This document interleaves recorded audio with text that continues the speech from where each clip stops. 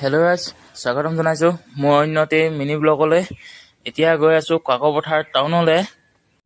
টাউনত মানে লগৰটো এখন দোকান আছে, মাছৰ দোকান। এতিয়া সেই মাছৰ দোকানখনলৈ গৈ আছোঁ। এতিয়া দোকান খুলিবৰ কাৰণে গৈ আছোঁ। এতিয়া প্ৰায় আবেলি 3টা বাজে আৰু এইপিনে এইটো লগৰটো, যাৰ নাম হ'ল মনদীপ দহতীয়া। এতিয়া লগৰটোৰ লগতে গৈ আছোঁ। এইপিনে আগপিনে আছে আমাৰ তেজীপথাৰ হাই স্কুলৰ এক্স প্ৰিন্সিপাল বুলি কিয় কৈছোঁ, মানে আগতে ই পঢ়াইছিলে এজন ছাৰে, এতিয়া বাৰু ৰিটায়াৰ হ'ল।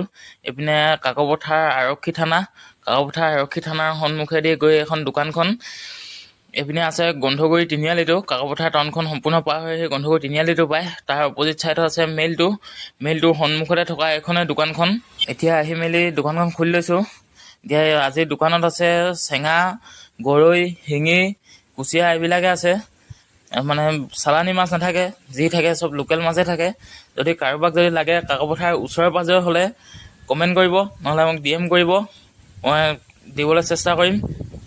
এইপিনে এতিয়া দোকানখন খুলিতে ছোৱালী দেখিলোঁ। এইপিনে ছোৱালী মাৰোঁ বুলি এতিয়া ৰাতি 10টা বাজিলে। 10টা বজাত আহি হোটেল সোমালোহি। হোটেলত আহি চিকেন চাওমিন হাফ প্লেট 2টা অৰ্ডাৰ কৰিলোঁ। এইপিনে দোকানৰ পৰা পোৱা পইচা 150 টকা এক্সট্ৰাকৈ থৈ খাই ল'লোঁ। এইপিনে চিকেন চাওমিন 2 প্লেট অৰ্ডাৰ কৰিলোঁ। আজিলৈ ভিডিঅ'টো ইমানে আছিলে।